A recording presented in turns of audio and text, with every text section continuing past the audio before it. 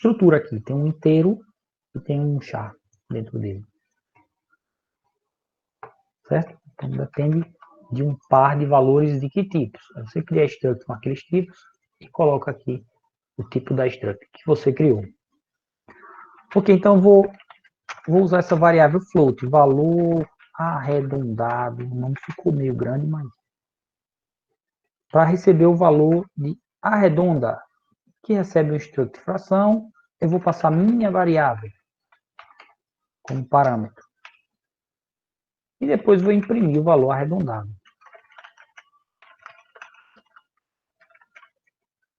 É um valor float. Vou colocar 2 casas decimais. 100.2f. Valor arredondado. Então pronto, a variável foi inicializada com 4/2. Quando eu arredondar, isso vai virar um valor float, certo? Quando eu chamar essa função, ela divide os dois e retorna como um float. E aí eu espero que dê lá o valor 2.0, né? Beleza, 2.0. Vamos tentar outra. 5/2, a fração 5/2. Meu rodado é 2.5, 2,5. Perfeito. Pronto, isso aí é um exemplo do uso da struct fração como tipo de parâmetro, usando para servir, para especificar o tipo de um parâmetro de função. Na atividade, eu peço para vocês fazerem uma função mais complicadinha do que essa, porque ela vai, vou discutir o que ela retorna já já, mas ela vai ser a função que se chama multiplica, ou como queira, multi, se quiser. Ela vai receber 2 frações e vai multiplicar as duas, certo? Então, ela vai receber uma fração, vamos chamá-la como? Fração 1. E vai receber outra fração, que eu vou chamar de fração 2. Pronto, a minha função multi vai receber 2 frações. E ela vai retornar o quê? O que vocês me dizem? Outra fração. Vai retornar outra fração. E como é que eu escrevo isso aqui? Struct fração. Quer dizer que ela retorna isso, um struct fração. Se isso que parece confuso para você, eu acho que eu já expliquei a ideia. Isso aqui representa um tipo. Imagine que você queira fazer uma função que multiplica inteiros. Não precisa fazer porque já tem pronto, é só usar o asterisco. Mas vamos supor que você, só para entender a lógica aqui, você fosse fazer uma função para isso. Qual é o tipo de retorno de uma função que multiplica inteiros? É um inteiro. Vou chamar ela de multi-int, que multiplica inteiros. Esse é o nome dela. Aí ela ia ter um parâmetro inteiro, 1 aqui, chamar de A, outro parâmetro inteiro B, e pronto, eu ia retornar o A vezes B, né? E multiplicação é só o A asterisco B. Entende? Ela recebe o inteiro A, inteiro B, multiplica os dois e retorna. O tipo de retorno, portanto, é int. Essa de cima é a mesma coisa, só que troque int por struct fração. E aí você entende por que está desse jeito. Se você fizer esse type def aqui, tipo fração, como sendo... O nome está em maiúsculo aqui, aí eu teria que mudar para um nome em minúsculo. Aí você pode trocar struct fração por fração em minúsculo, fica talvez mais intuitivo.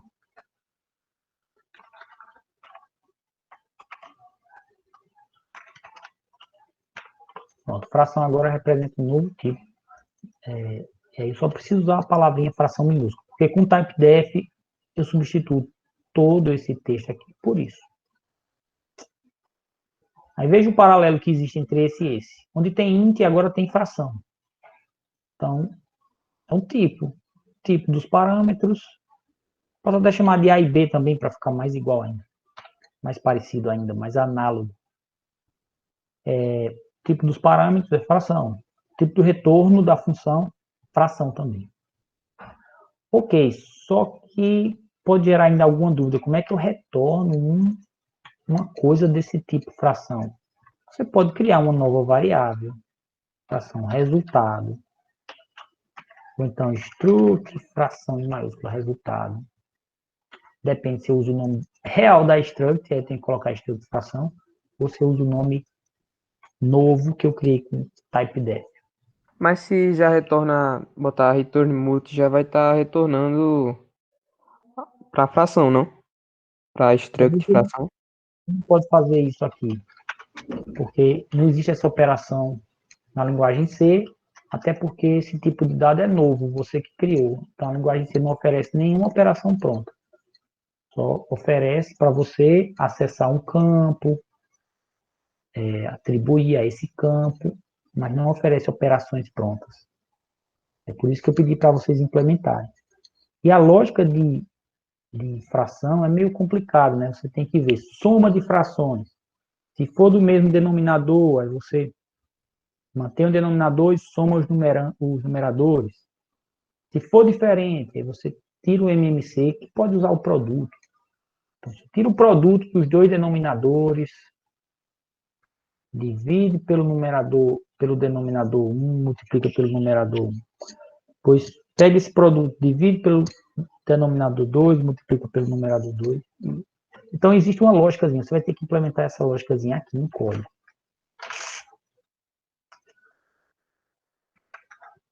No caso de multiplicação, sim, como é que se retorna um valor fração? Você declara uma fração aqui, resultado, faz operações com ela e depois não, faz operações diversas com ela, poxa, ele completa sozinho. E depois você faz um return nela. Resultado. O nome da variável é resultado. Você retorna essa variável. Pronto. Multiplicação de fração é moleza, certo? Porque é só denominador da fração A vezes o denominador da fração B. Isso vai gerar o denominador do resultado. E numerador da fração A vezes o numerador da fração B. Isso vai gerar o numerador do resultado. Então, essa multiplicação aí é moleza para vocês fazerem. A adição vai dar um pouquinho mais de trabalho. Enfim, aí o resto é com vocês. Já dei aqui várias dicas. Aqui dentro você vai ter que implementar a lógica de multiplicação, acessando os numeradores de A e B, as frações A e B.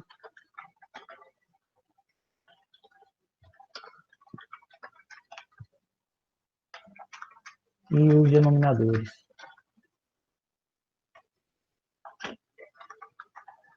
Essas frações A e B.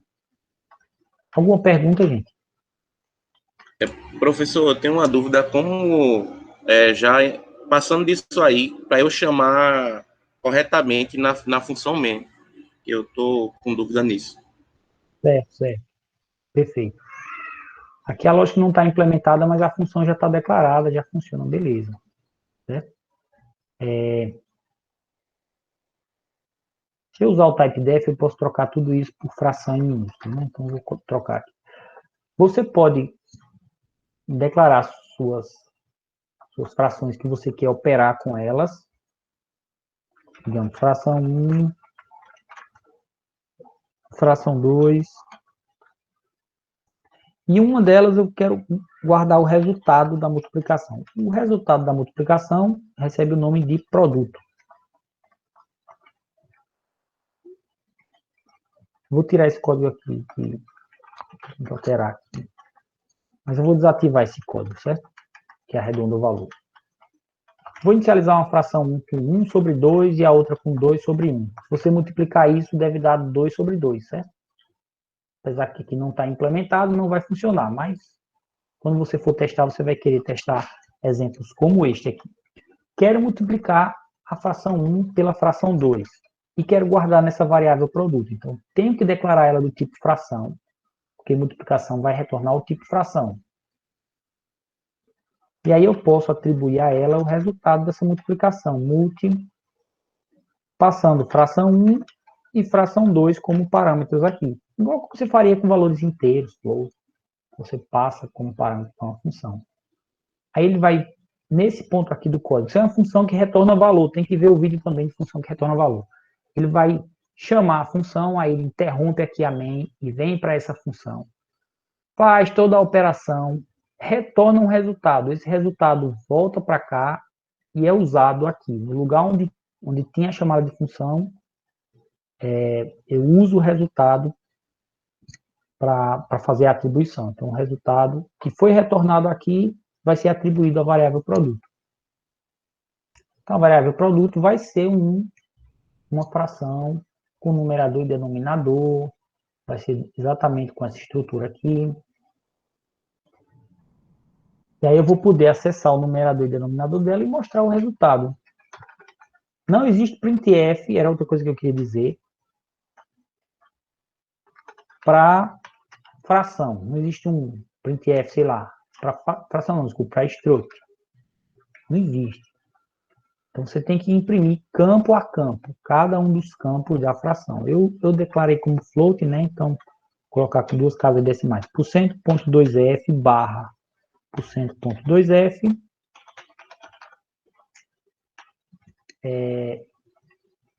São 2 campos float, então vou ter que acessar o numerador e o denominador da variável produto. A variável produto tem o numerador e denominador próprios dela. Aqui eu fiz ela receber o resultado da multiplicação, que não está implementado. Deixa eu fazer uma alteraçãozinha. Vou fazer ela retornar a fração A. Então, essa multiplicação está errada, mas só para vocês entenderem. Ela pega a primeira das duas frações e retorna. Só para a gente ver que vai acontecer isso aqui. Como eu estou passando a fração 1, que é 1 sobre 2, essa multiplicação vai retornar justamente a fração 1, 1 sobre 2. Então, aqui vai imprimir 1 sobre 2. Vamos executar. Tá aí, o produto deu 1 sobre 2. Tá errado, mas eu já sabia. E era o valor que eu esperava mesmo. Ele retornou essa fração 1. Então, lembre aí, para imprimir, tem que imprimir cada um dos campos da sua struct. A minha struct tem 2 campos float. Então, eu imprimo 2%F aqui. Eu limitei a 2 casas decimais, mas é basicamente em %F, né? E acesso cada um deles aqui, numerador e denominador. Dessa forma, eu consigo imprimir a fração. E no mais, o tipo struct fração pode ser usado em declaração de variável, passagem de parâmetro e retorno de valor, igual como qualquer outro tipo. Então, eu espero que esse exemplo aqui seja suficiente para vocês desenrolarem. Junto com as videoaulas, junto com o documento lá com dicas que eu coloquei. Certo? Esse arredondo não precisa, certo? E aqui só para colocar uma explicação. Quando você coloca isso, você pode usar simplesmente o texto fração, ao invés de struct, fração com F maiúsculo. Declarações de variáveis, tipo de retorno, etc. Para entender esse comando. Eu não fiz vídeo aula sobre esse typedef, porque ele é um recurso meio gambiarra, eu acho. Podemos seguir adiante, né? Esse código aqui eu compartilho. Então, eu fiz a função arredonda, dei ideia da função multiplica. Segui aqui o programado. Então, essa semana 5 que encerrou, a gente viu uma aula bem teórica de características da linguagem C. Mas eu não fiz atividade teórica. Então, nessa semana 6, eu vou cobrar ainda, certo? Tópicos da semana 5. Principalmente esses tópicos teóricos sobre esse assunto aqui. E sobre os outros também. Funções com retorno de valor e registros structs da linguagem C. E esta semana que inicia hoje, semana 6, eu quero falar um tópico teórico, mas teórico com implicações práticas. Na verdade, ele é bem prático. Ele é prático, mas você não programa diretamente nele. Não mexe diretamente com isso na programação. Para você entender. Vou falar de funções recursivas e de arquivos. Funções recursivas não é bem um recurso novo da linguagem que vocês não sabem fazer no momento. Mas é um recurso que pode parecer esquisito, que eu vou precisar dar uma explicação à parte. E arquivos? Arquivos é novo, mas você mexe com arquivos com comandos parecidos com printf e scanf, se quiser. Entre outros comandos, existe printf e scanf para arquivo. Aí eu acho que vocês vão ter pouca dificuldade. Então, essa semana está light, mas vai ter atividade teórica e prática. Certo? Então, eu vou começar agora uma aula sobre a pilha de chamadas. Essa aula eu vou deixar gravada separada, divulgar num vídeo separado, certo? Essa parte da aula.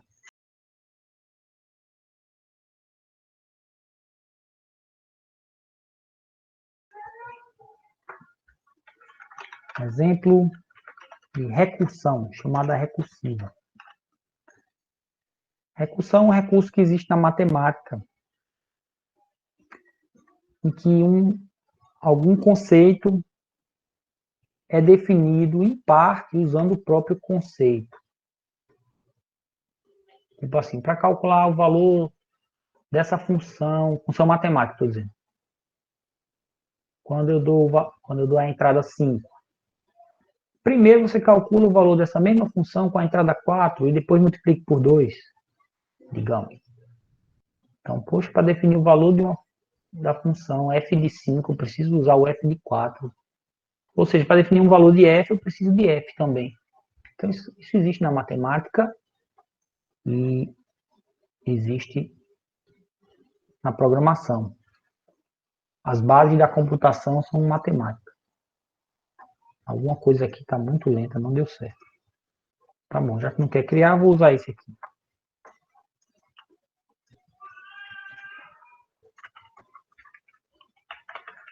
Vamos lá, vou criar uma função aqui recursiva, para vocês entenderem o conceito.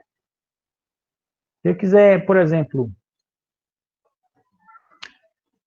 calcular a exponenciação, pode ser com inteiros, ou com float até. Mas é uma exponenciação com uma certa base, que pode ser float, mas o expoente vai ter que ser inteiro nesse meu exemplo, certo? O expoente tem que ser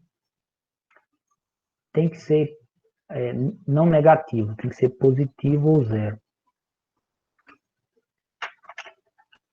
Expoente. Me digam aí como é que calcular a exponenciação. Se eu tenho uma base elevada a um expoente. Eu pego a base, digamos que seja um expoente inteiro, né? Se o expoente for zero, qual é o valor dessa exponenciação? 1. É 1, sempre 1, independente da base, né? Então, se expoente igual a zero, posso retornar direto o valor 1. É um float, então vou colocar assim. E aqui eu faço um else, na verdade eu nem precisaria fazer um else, porque quando ele retorna lá em cima, retornou, acabou-se. Não tem como ele descer mais para essa parte de baixo do código. Nas outras situações, se o expoente for 3, digamos, como é que eu vou calcular a exponenciação? Uma base elevada a 3 significa dar o resultado base vezes base vezes base, 3 vezes, correto? Utiliza agora um for, né? Para repetir o expoente. Eu poderia calcular com um for, mas eu quero dar uma definição recursiva. Eu posso fazer o seguinte, eu calculo a exponenciação, se eu queria base elevada a 3, eu faço a exponenciação de base elevada a 2. Vou deixar a base fixa para deixar o nosso código menos complicado. Vou que a base seja sempre 2.0. E eu vou chamar isso aqui de 2 elevado. Então, 2 elevado a um expoente. A base é fixa, 2.0. Então, eu vou calcular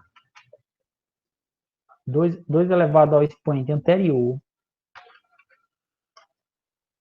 a exponenciação com o expoente anterior, que seria eu posso fazer uma chamada recursiva dessa função.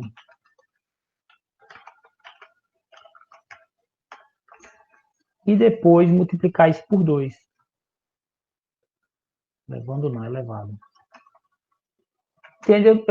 Eu faço 2 elevado ao expoente menos 1. Eu queria 2 elevado a 3, então primeiro eu vou calcular 2 elevado a 2. E depois multiplico por 2 novamente. 2 vezes esse valor anterior.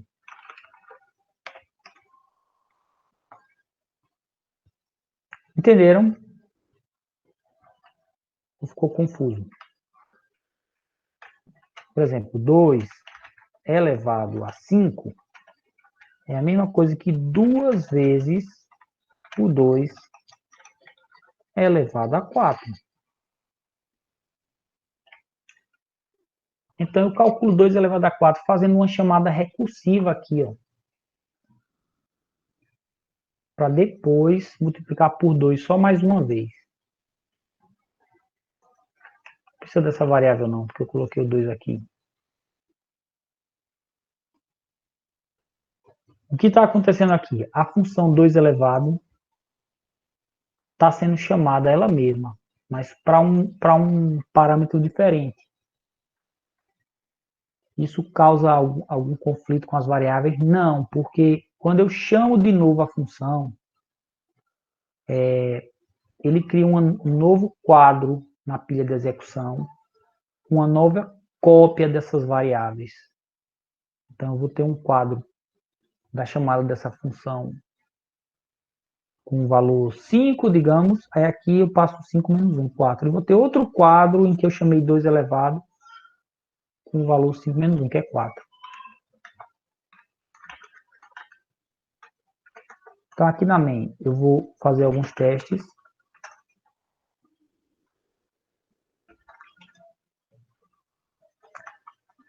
Eu vou escolher o expoente aqui. Vou mostrar aqui.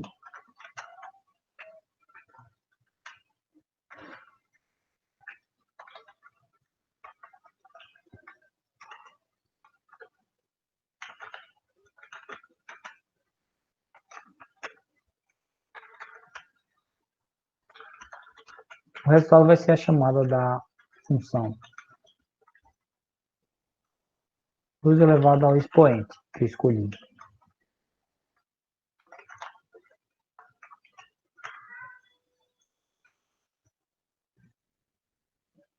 Então, 2 elevado a 5 deu 32. Tá certo isso? Tá certo. 2 elevado a 4 dá 16. 2 elevado a 7 dá 128. Tá funcionando.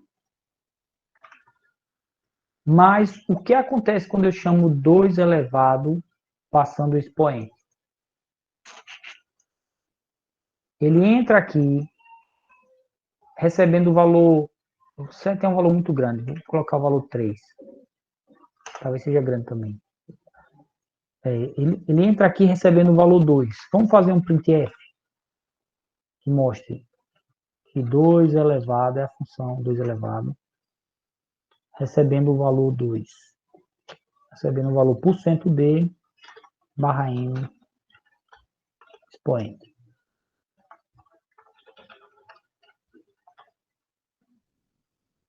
Então, vou fazer um printf dizendo chama ou uma chamada a 2 elevado com o valor que foi passado. Então, acontece uma chamada a 2 elevado recebendo o parâmetro expoente com valor 2, depois outra chamada a 2 elevado recebendo o parâmetro expoente com valor 1, depois outra chamada a 2 elevado recebendo como parâmetro essa variável aqui com valor 0. Então, isso aqui está acontecendo uma chamada recursiva, porque ele entra aqui com o valor 2, aí o expoente igual a 2, ele testa, é 0, não é 0, então passa para cá. Aí aqui ele faz o quê? Ele faz uma chamada recursiva, a mesma função, passando 2 menos 1, que é 1. Então ele para o código nesse ponto, coloca um novo quadro para uma nova chamada dessa mesma função, e volta para ela agora com essa variável, assim, uma nova cópia dela, certo? Um novo quadro. Recebendo não mais o valor 2, mas o valor 1. Então, o código aqui é o mesmo, mas as variáveis locais são cópias distintas. Então, agora ele está com o expoente com valor 1. Aí ele imprime essa outra linha aqui. Valor 1. Então, o expoente é 0, não, é 1. Aí ele desce. E faz uma chamada recursiva passando o valor 1 menos 1, que é 0. Então, ele cria um novo quadro com novas cópias das variáveis e volta para cá.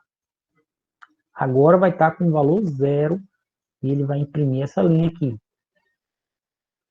Recebendo o valor 0. Aí agora o expoente é 0, é assim, aí ele retorna 1. Esse retorno de 1 vai para onde? Vai para a chamada anterior que eu tinha feito antes, com o valor 1. Nesse ponto aqui do código. Aí ele vai receber aqui o 1 que foi retornado, vai aparecer aqui como expoente anterior, vai fazer 2 vezes 1. Aí retorna 2 vezes 1, que é 2. Aí ele volta, esse retorno aqui, ele volta para a chamada anterior, que tinha sido essa, com a variável expoente com valor 2. Mas ele tinha parado exatamente neste mesmo ponto. Então, o valor 2 vezes 1, que foi retornado antes, ele passa a ser o valor, nessa chamada aqui, passa a ser o valor que vai ser de resultado disso, é atribuído essa variável, e ele vai fazer 2 vezes esse valor 2. Ele vai retornar 4. Então, isso é uma chamada recursiva, certo? Eu vou ter... Professor, só para ver se eu entendi. No caso, ele foi decrescendo até o 0. Aí aqui, nessa primeira função aqui que o senhor fez, o senhor botou retorne 1.0, é isso? Aí ele vem para isso aqui, é? Quando ele chega a 0, aí ele vai para o if aqui, é isso? Quando ele chega agora, ele cai nesse if, certo? Isso aqui é o chamado caso base da recursão. E esse aqui é um caso recursivo.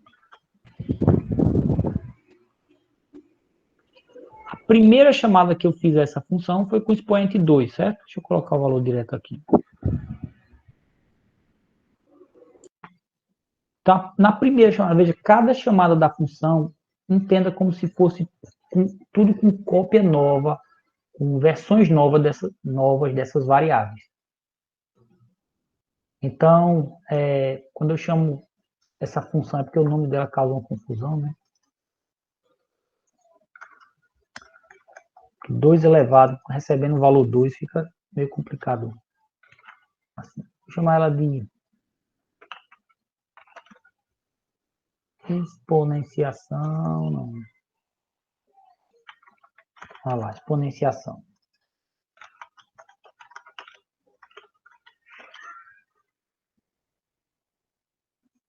Então, quando eu chamo exponenciação passando o valor 2, esse valor 2 aqui vai servir de expoente, certo?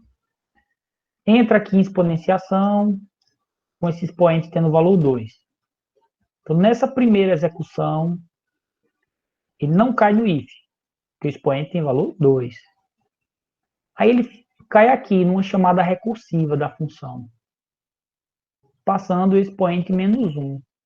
Expoente menos 1 é 2 menos 1, 1, né? Certo?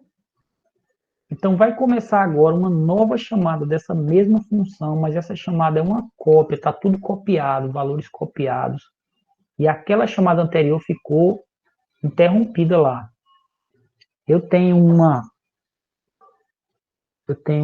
pilha de chamadas. Poxa, vai ser ruim desenhar isso aqui. Vou tentar. Eu tenho uma pilha de chamadas que está assim. Deixa eu ver se eu consigo desenhar aqui para vocês verem. Tem primeiro o registro de ativação ou quadro da main.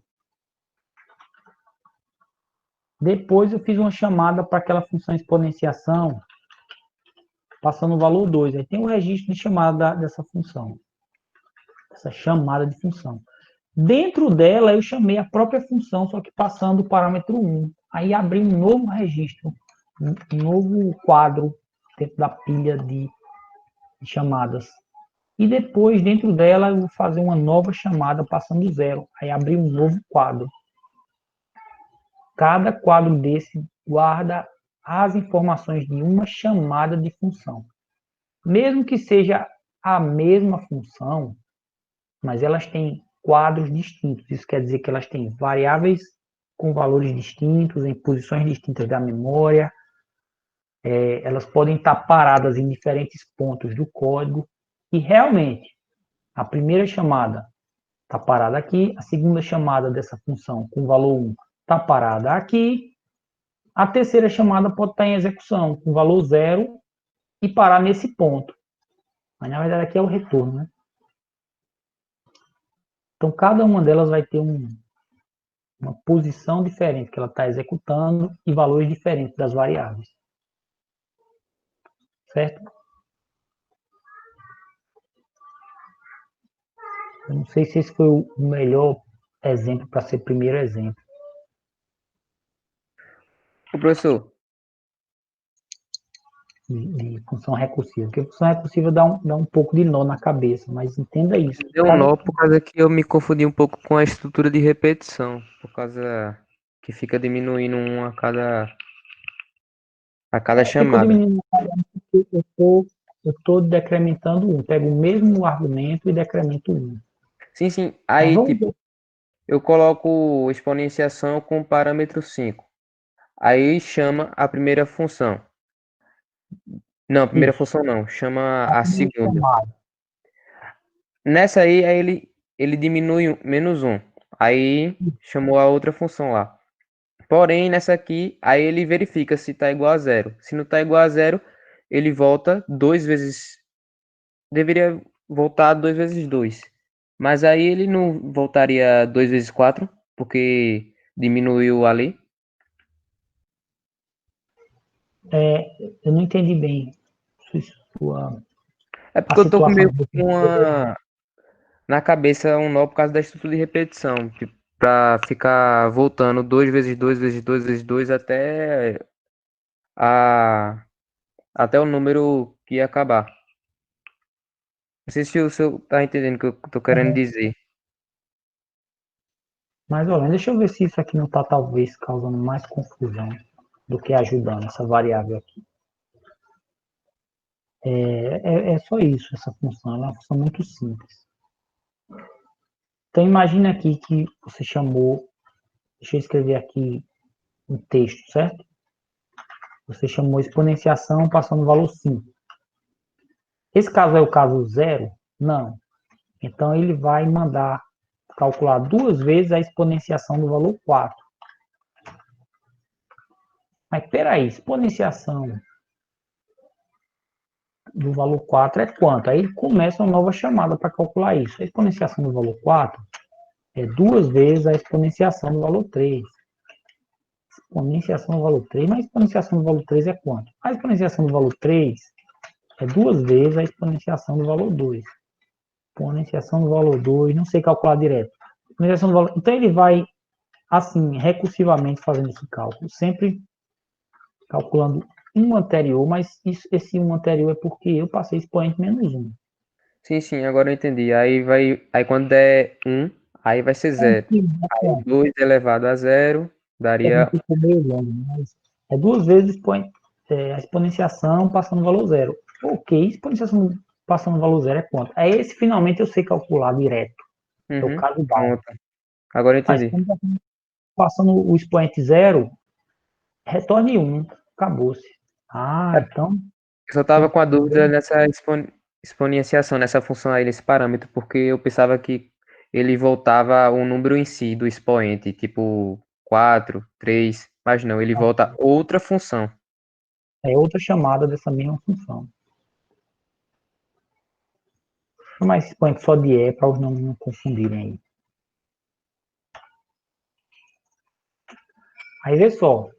Quando eu retorno dessa 0, eu volto para aquela chamada que eu estava calculando ainda, a exponenciação com expoente 1. Aí digo, agora eu sei qual é a exponenciação passando zero, é 1. Então agora o meu valor é 2, vou retornar 2. Aí eu volto para aquela chamada que estava aguardando ainda o caso com expoente 1, né? Para calcular com expoente 2. Então é 2 vezes essa função aqui, que eu já calculei, dá 2. E 2 vezes 2 é 4. Então eu retorno 4. Esse aqui, tá. Então agora eu sei calcular. Esse de 2 é 4, então eu vou calcular 2 vezes 4. Dá 8. E assim ele vai retornando para calcular os anteriores, certo? A ideia da recursão é essa. Lembrando sempre que cada chamada, exponenciação chamou exponenciação, que entrou aqui chamou exponenciação de novo. Cada chamada dessa cria um novo quadro na pilha de chamadas com variáveis locais copiadas, individuais para cada um. Não é que tem um valor copiado, não, é que cada um tem seus próprios valores lá, independentes. Deixa eu mostrar uma outra função recursiva. Essa função é mais louca de entender. E ela calcula o MDC de 2 números. Deixa eu ver se eu lembro. É assim, se B for igual a 0, ele retorna A. Se calcular o MDC de 2 números, o que é o MDC? É o máximo divisor comum. É um número que divide A e divide B e que é o maior possível. Existe uma formulazinha recursiva para calcular isso, que a explicação dela é bem matemática. Fugiria do escopo explicar ela aqui a fundo, mas eu dou aula de matemática também para computação e poderia explicar. Então, se B for 0, parou a recursão, é o caso base, eu retorno o valor A. Veja, eu quero o MDC de 2 números. Se um deles for 0, o outro já é o MDC. Mas se não, aí eu vou fazer uma chamada recursiva, passando B como primeiro argumento e A%B. O que é esse A%B? É o resto da divisão de A por B. Eu já falei desse operador lá, não sei se na segunda ou terceira semana. Ele divide A por B e pega o resto da divisão inteira. Não é o quociente, é o resto da divisão. Certo? Então, você calcula o MDC.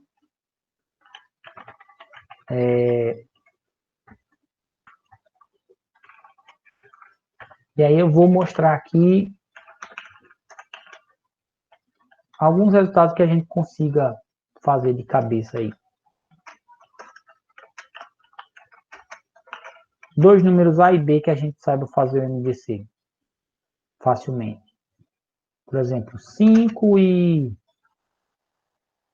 50. O próprio 5 já é o MDC, certo?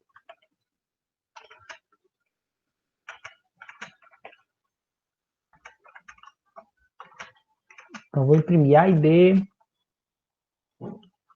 e o resultado.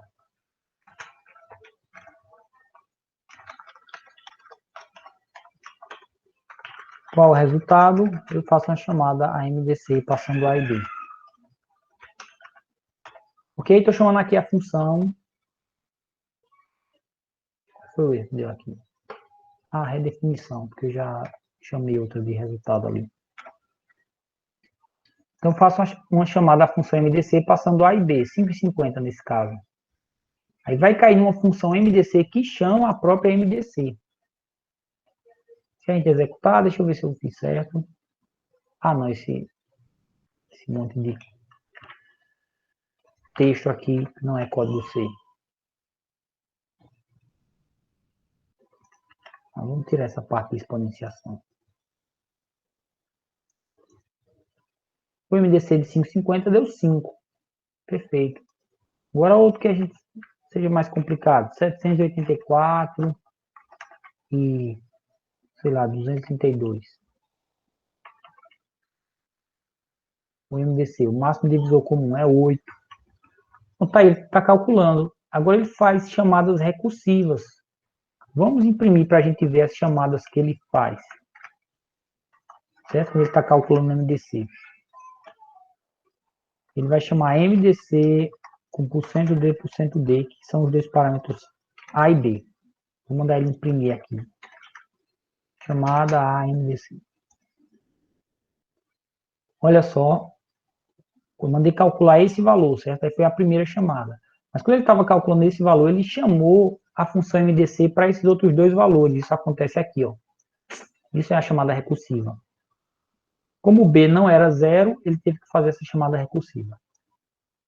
Que resultou em outra chamada recursiva, outra chamada recursiva, outra chamada recursiva, outra chamada recursiva, até que, por fim, ele fez uma chamada passando 8 e 0. Aí, quando o B é 0, ele cai nesse caso aqui, que retorna finalmente um valor.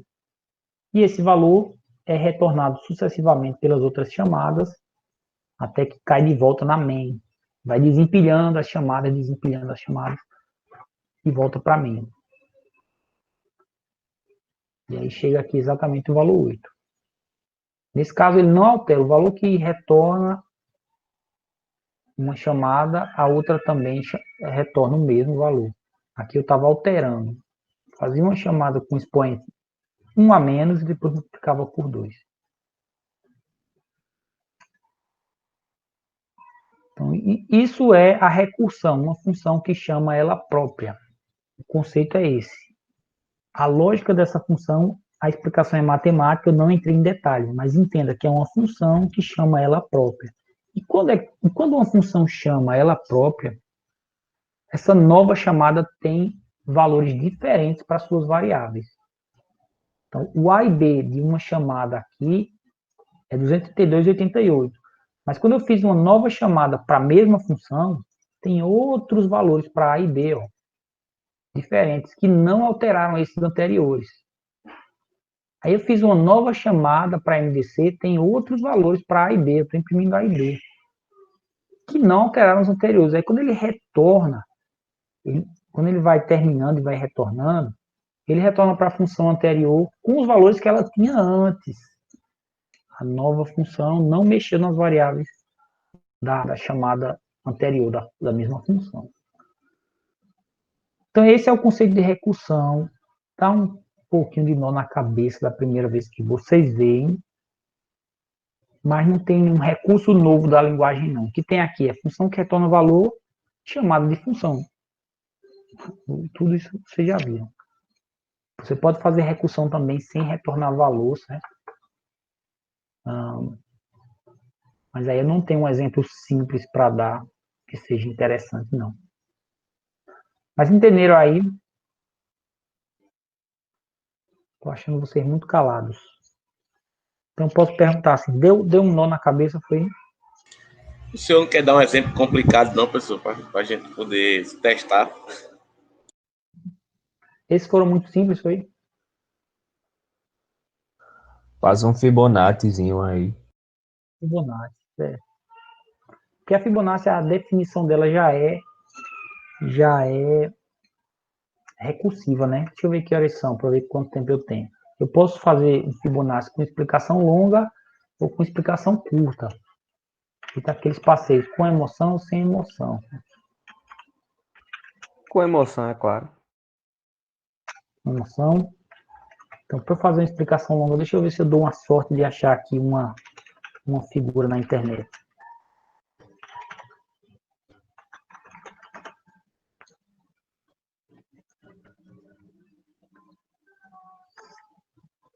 Acho que essa figura serve. Vocês estão vendo aí, né? Uma situação fictícia, certo? Que descreve a reprodução de coelhos, de casais de coelhos. Estão vendo aí a figura? Sim. Imagine que uma espécie de coelho específica se reproduz de uma maneira bem previsível. Você compra um casal, quando ele completa, cada nívelzinho aqui é um mês que se passou, certo? Passou um mês, 2.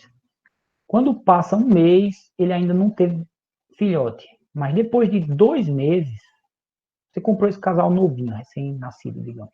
Depois de 2 meses, ele já gera o primeiro casal de filhotes. Então, você começa com um casal de coelhos. 2 meses depois, Tchan está aqui. Ele tem o mesmo casal que você tinha antes e mais os filhotes dele. Certo? Depois que esse casal gera filhotes uma vez, todo mês ele vai gerar um novo casal. Então, no mês seguinte, ele gerou um novo casal aqui na esquerda. Ó. No mês seguinte, ele gerou mais um casal que ficou aqui desenhado à direita. Depois, no mês seguinte, ele já gerou um novo casal que ficou aqui à esquerda. Então, o casal leva 2 meses para ficar adulto. Ou talvez eu deva dizer que ele leva 1 mês para ficar adulto. E depois disso, ele leva 1 mês de gestação. Depois, mais 1 mês de gestação, gera novo filhote. 1 mês gera novo casal de filhotes. É de casal para casal. E cada casal que ele gerou funciona igual. Primeiro mês não gerou filhote ainda, está amadurecendo. Mas no segundo mês já gerou um casal, no terceiro já gerou um casal. O que acontece com essa... Como é que eu posso descrever matematicamente o crescimento da sua... Como é que eu chamo isso? Da sua produção de coelhos. Tá? O crescimento da quantidade de coelhos.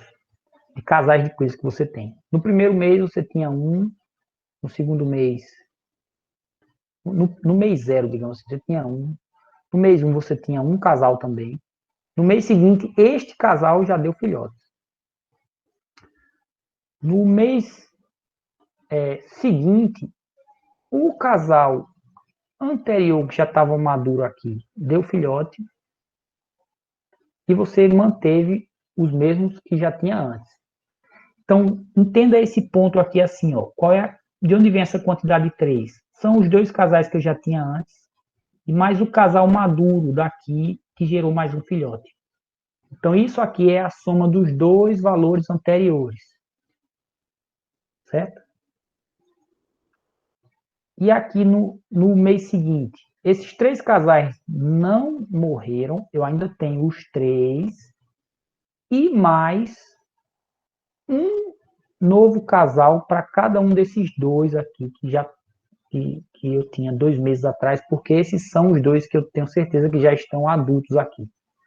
Os casais que eu tinha 2 meses atrás, todos eles eram filhotes. E os casais que eu tinha no mês passado, todos eles estão vivos.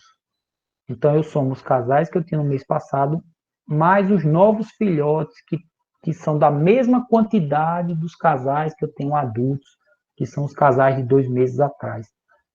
Então, essa é uma sequência que segue a lógica de Fibonacci. Cada valor aqui é a soma dos 2 anteriores.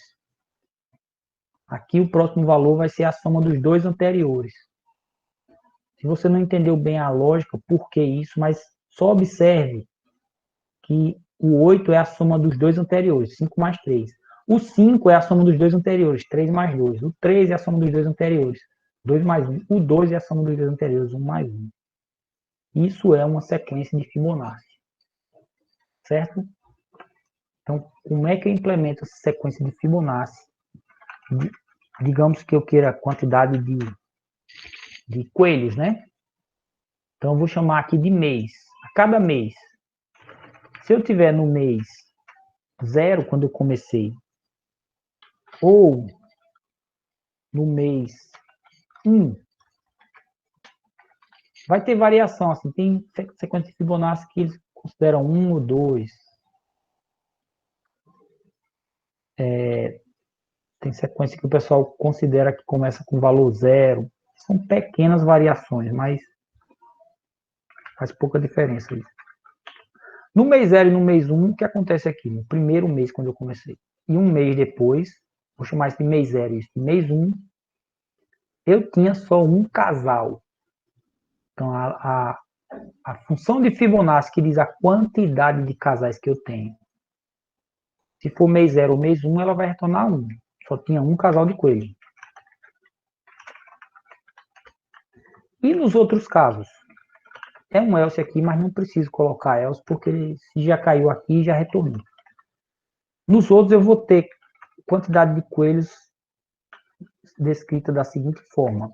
todos os coelhos que eu tinha no mês passado. Mês atual menos 1. Essa variável descreve qual é o mês atual, digamos. Não, vou deixar como mês para ficar mais curto mesmo. Todos os casais que eu tinha no mês passado, nessa lógica aqui, os coelhos não morrem, certo? São imortais. Então, eu tenho todos os casais que eu tinha no mês passado, mas eu vou somar um para cada um dos casais que já estão maduros. Como é que eu sei quais ou quantos casais estão maduros e que, portanto, me deram novos filhotes? Só é eu ver quantos casais eu tinha 2 meses atrás. Todos estes, se eu tinha 2 meses atrás, todos estes já estão maduros, adultos, e vão me dar novos filhotes. Cada casal gera um casal. Então, a quantidade de casais que eu tinha 2 meses atrás é a quantidade de novos filhotes que eu vou ter agora. Então, entenda isso como casais que eu tinha mês passado, mais novos filhotes, novos casais.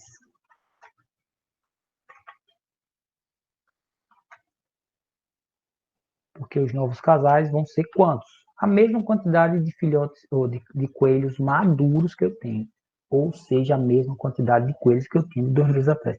Então, a sequência de Fibonacci, ela segue esta lógica e ela serve, entre muitas outras coisas, para explicar a quantidade do meu rebanho de coelhos. Eu não sei se usa rebanho para isso. Aí vamos imprimir alguns valores dessa sequência. Vou imprimir só o valor aqui para ficar mais fácil.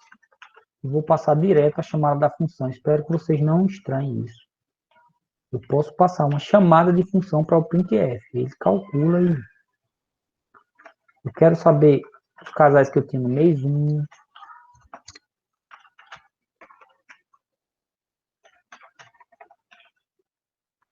Deixa eu botar mais informativo, porque senão...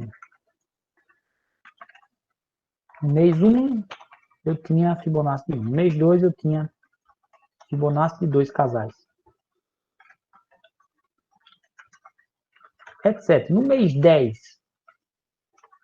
vai ser um número gigantesco de casais de coelho. Então, vamos imprimir aqui.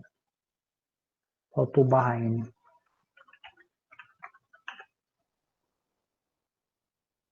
No mês 1, eu tenho um casal, né? Mas vocês sabem por que ficou assim. No mês 2, 2 casais. No mês 10, eu já tenho 89 casais de coelhos. Em 10 meses, certo? Se coelhos se reproduzirem com esta frequência, né? Ou seja, 2 meses para ficar adulto. Ou 1 mês para ficar adulto, na verdade. E mais 1 mês de gestação, sem intervalo entre as gestações. Então, você em 10 meses de um casal, você tem 89 casais. Em 15 meses, 14 meses, eu tenho 610 casais.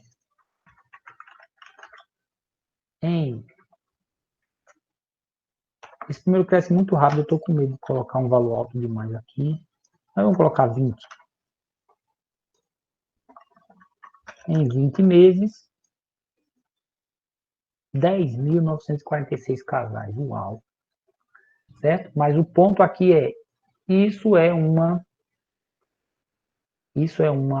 função recursiva. E ela tem uma recursão assim dupla, né? Para eu calcular a quantidade de um mês específico, eu preciso calcular dos 2 últimos meses. A quantidade de coelhos que eu tinha nos 2 últimos meses. Então, um exemplo de recursão diferente aí dos outros dois, bem diferente, que faz 2 chamadas recursivas. Entenderam aí? A sequência de Fibonacci não existe só para coelhos, certo? Ela é uma sequência matemática. Por coincidência, ela explica o crescimento de coelhos que se reproduzam dessa maneira que eu falei.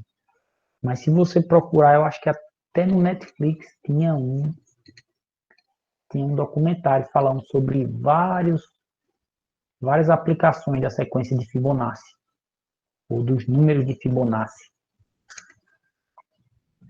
Então, vocês podem dar uma olhada depois, pesquisar na internet. Tem muito material sobre números de Fibonacci ou sequência de Fibonacci, certo? Ok, alguma pergunta sobre funções recursivas? O pessoal pediu indicação de IDE, né? Olha, eu fiquei um pouco decepcionado, digamos, com Deve ser mais, que não tem debugador. CodeBlocks, não sei se tem, mas eu tive dificuldade para instalá-la, mas já consegui instalar, configurar, coloquei lá no Classroom as explicações, que até uma colega de vocês ajudou. Mas o VS Code eu uso para, que é Visual Studio Code, eu uso para Python numa boa, acho ela boa, só que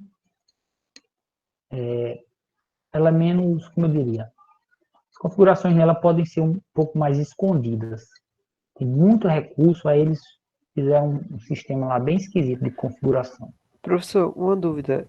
Você poderia postar atividade prática e teórica antes do final de semana? Posso.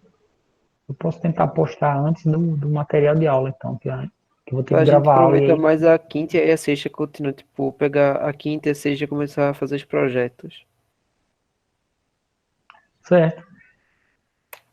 Vou tentar. Agora é assim, hoje à noite eu posso divulgar as atividades, mas aí eu não divulgaria as videoaulas gravadas. Quer dizer, as videoaulas preparadas aqui. Posso divulgar esse vídeo e as atividades hoje, e aí eu retardo um pouquinho mais as aulas gravadas. As aulas preparadas, digamos assim, com roteiro e tudo mais. Por mim é tranquilo, porque sempre eu assisto suas aulas, mas também eu pesquiso no Google, pesquiso também outras aulas. Aí, se eu não souber fazer algo, seria como sempre. Ah, legal, é uma boa abordagem. Você pesquisa na internet, tem muito material em português, em inglês nem se fala. Sobre C, C++. Se vocês quiserem começar a usar recursos de C++, porque olharam na internet e descobriram, aí pode usar também, certo? Por exemplo, em C++ você não precisa fazer aquele typedef fração. Não, você define um struct fração e o tipo dela você pode usar o nome fração, sem precisar do typedef e sem precisar escrever struct fração na hora de declarar a variável. Aí para isso você tem que usar um compilador C++, ou cria no Replit um programa C++. Eu aceito código, certo? Recurso de C++. O typedef só tem essa funcionalidade? Typedef é só um sinônimo. Ao invés de você escrever struct fração, você usa aquele outro nome fração com F maiúsculo, com F minúsculo, como queira. Só para isso, é só isso é chamado às vezes de açúcar sintático. É só para facilitar escrever o código mesmo. Não faz nenhuma diferença na hora de execução do código. Ele é um açúcar sintático. Então é isso, gente. Vou encerrar aqui. Valeu aí pelas participações. Qualquer dúvida, qualquer questão, pode falar comigo em particular lá no Telegram.